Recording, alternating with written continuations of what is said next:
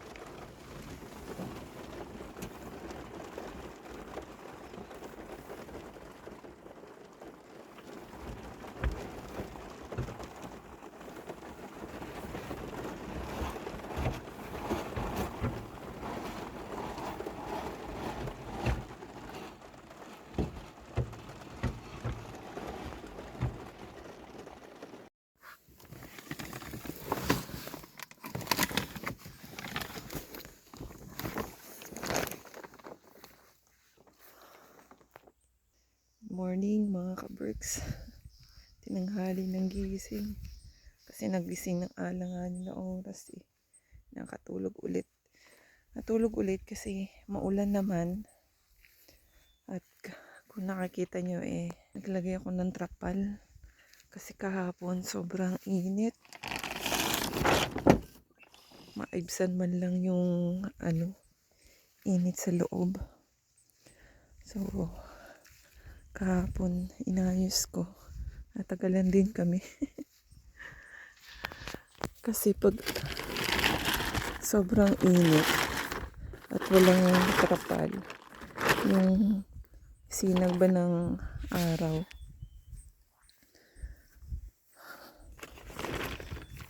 kaya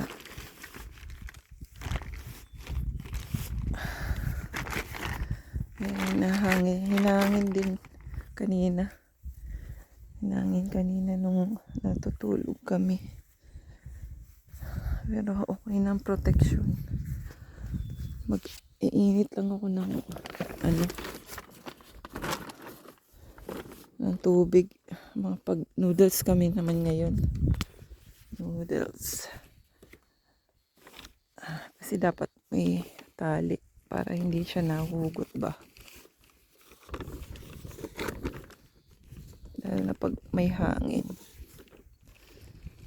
Kulang kami ng tali eh. Baka pag pumunta kami ng town. Kaso yan, pag aalis kami, kailangan tanggalin siya. O siya mga kaberks, mag-init muna ako ng tubig. Yan, ang kapaligiran. Cloudy. Pero tuloy ang laban. Tuloy ang trabaho. Dahil pag may ganito kang kalawak, kailangan mo magtrabaho. Ayan. Mabawasan man lang yung damo sa daanan. Ayan.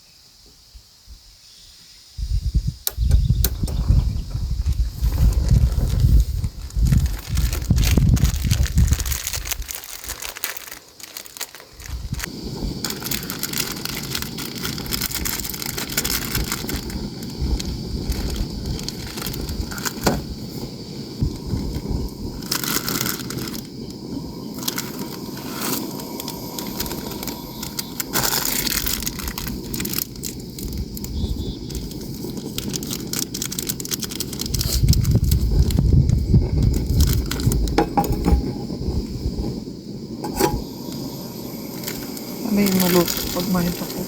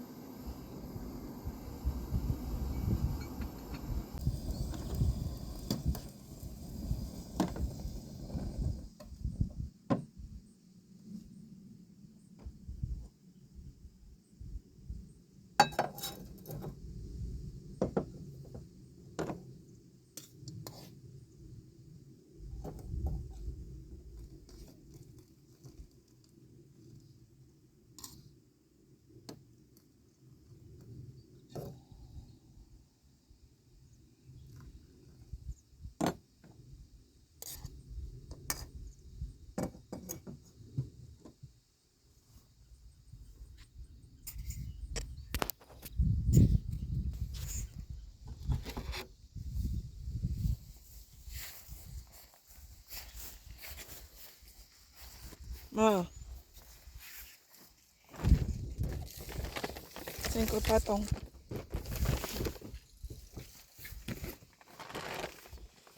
Hindi ba? Diyan? Baka naman masunog yung plastic.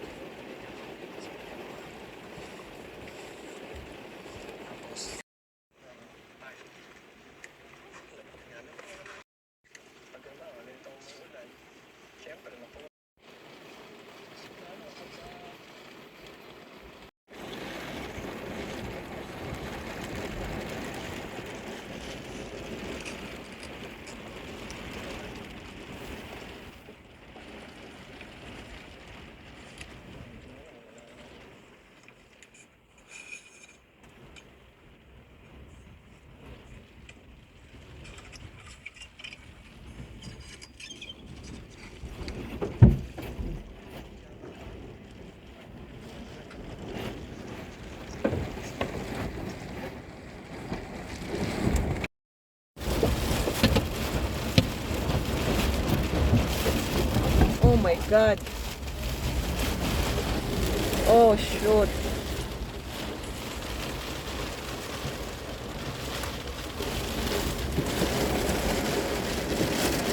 It's bad idea ata na may tarp.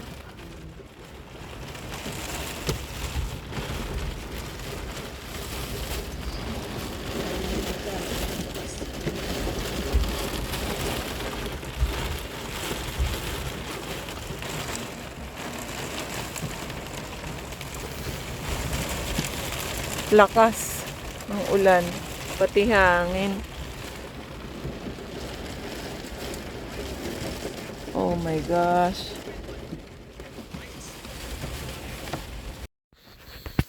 Good morning mga kaberks.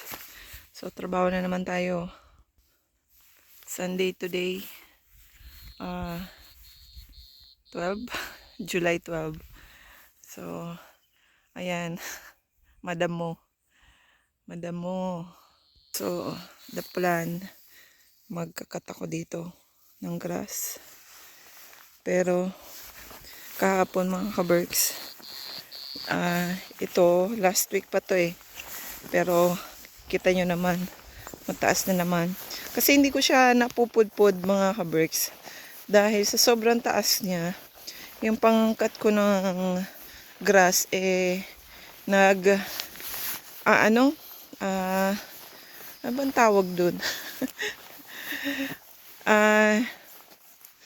Hanapin ko mga kaberks anong word doon.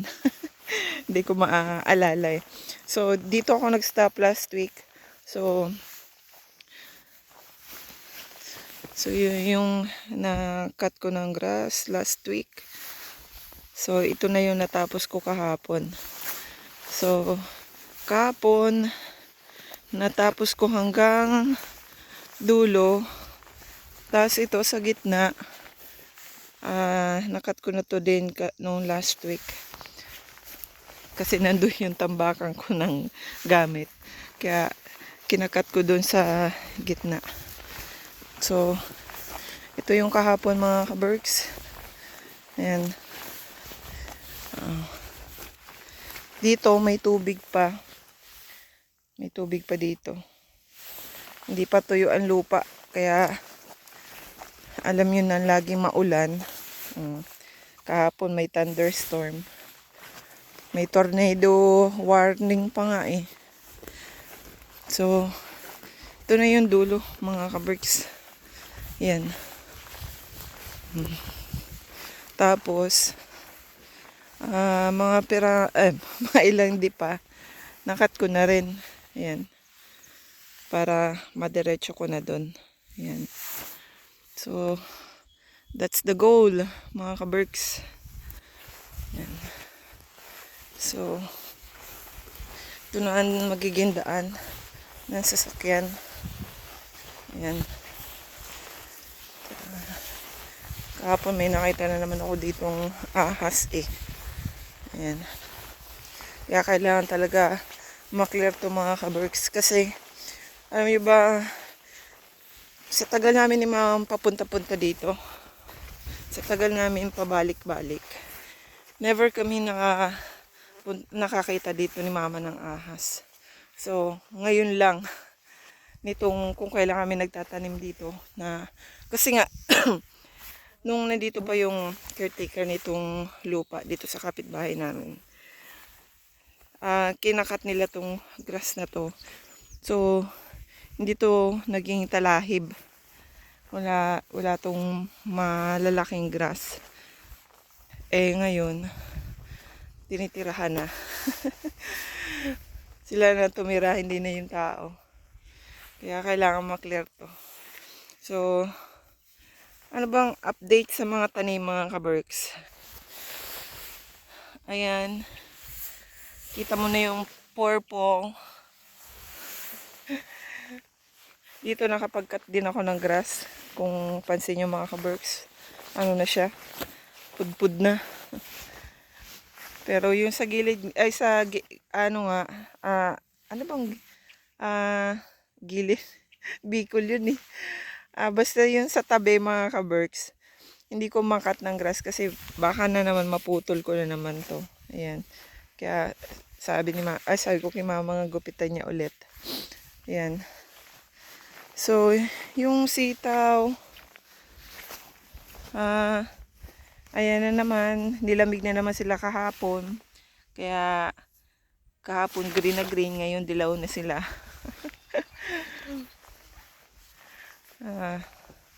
Wala. Let's hope for the best, mga kaberks. Ito yung mga bagong tanim na talong. Yung mga kamatis. Marami pa akong kamatis sa bahay. Mga miracle, ano yung, kasi, parang, ano lang yung, tinanggal lang sa kamatis sa pagluluto. Tapos, inahalo sa paso. Ayun, nagkabuhay. So, ito na yung mga bagong last week na tanim, mga kaberks, na talong. Itong sili, iwan ko.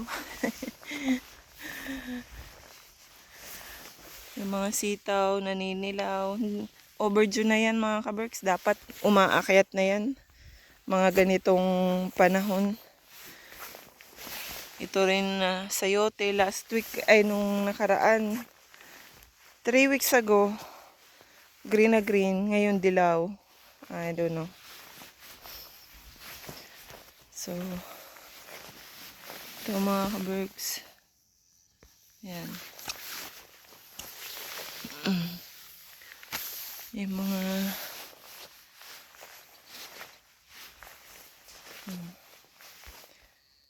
yep, mga kaberks. Let's hope for the best. Yung ito naman, ang ating miracle tree na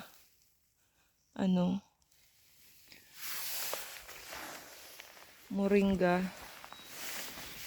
Ginupitan ko din to nung last week ng mga damo. Pero ewan ko kung mabubuhay ba sila.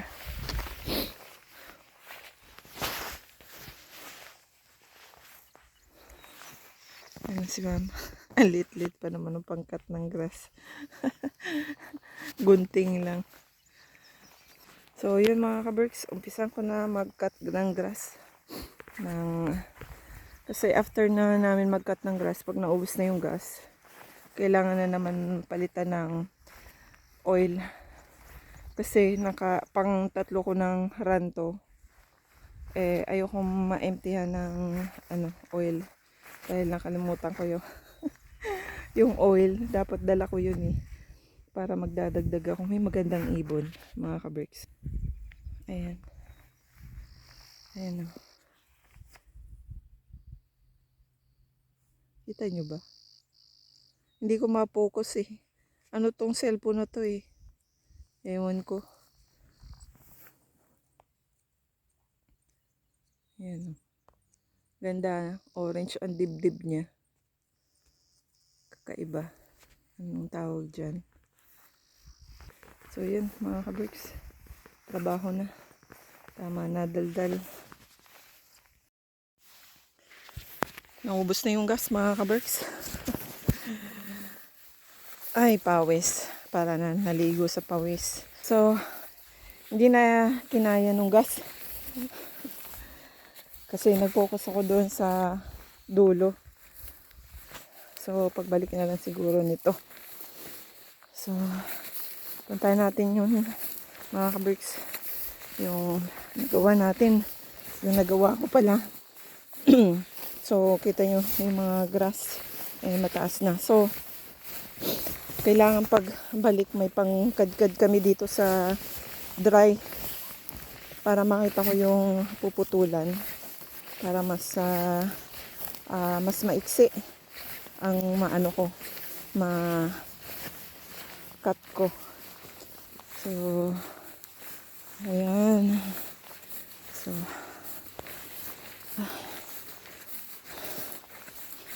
ito yung sa gitna. Di na masama mga kaberks. Diba? Tiyaga lang talaga. Tiyaga. Para lang may ma-accomplish kailangan tiyagain. Dahil kung wala wala din mangyayari. Diba? Masyado na matagal tong lupa na to. Wala akong na harvest. So, kailangan taniman na. So, yan na yung daan.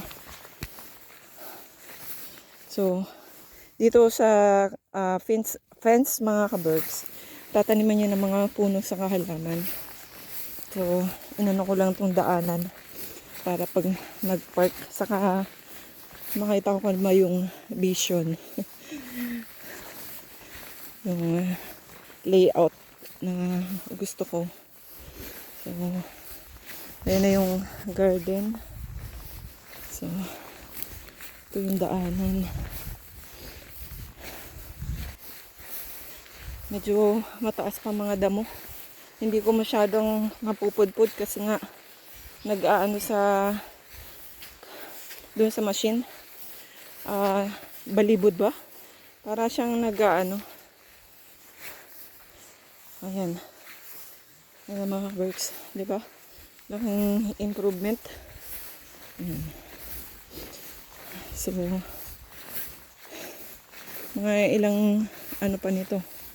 Balik. Mga ano na. Ayan. So, dito dry. Ayan na, dugtong. Ayan.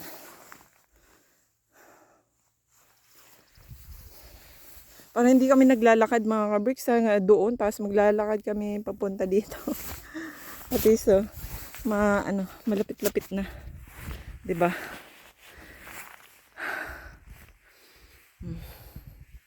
Yan yung lake.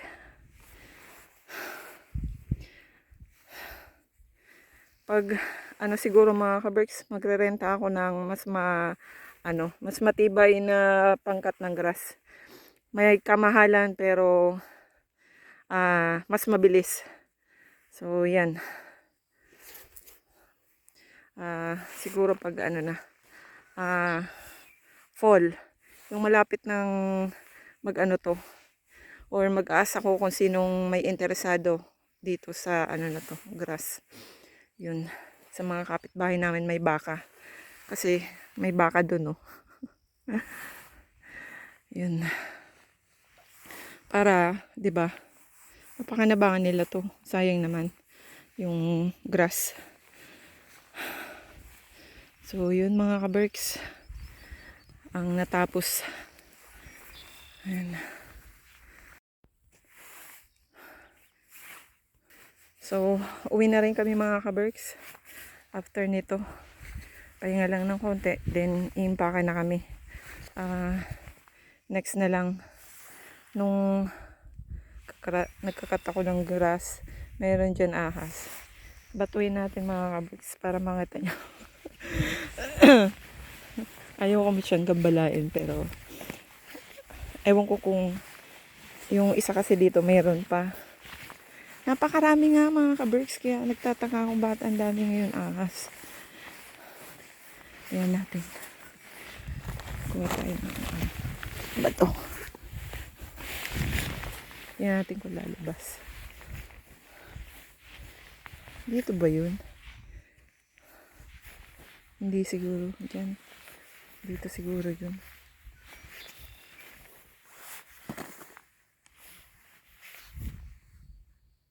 Dito ba yung may asma?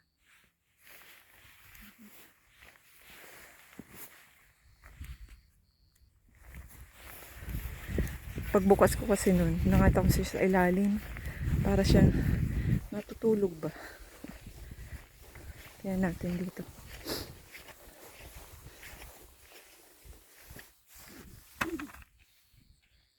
Umalis na siguro. Kasi naingayan siya. Kasi kahapon, nag-ano ko dun eh.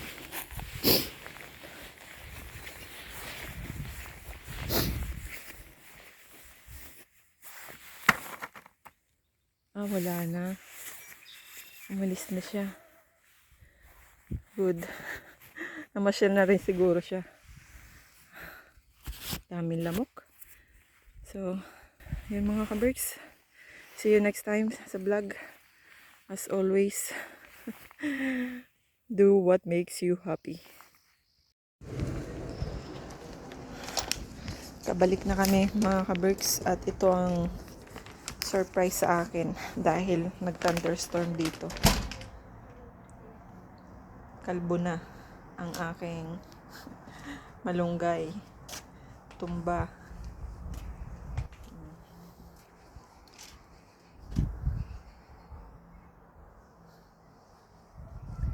Ewan ko.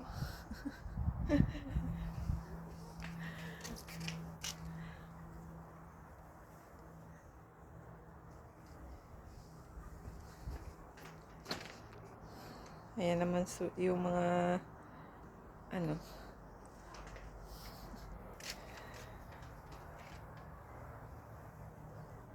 yung carrots malulusog. Let's see. At yung kamote. Ayan. At yung ampalaya pala mga ka-Berks. Ayan. Tingnan natin kung makapag-harvest tayo ng ampalaya. Yung sitaw, maliit pa.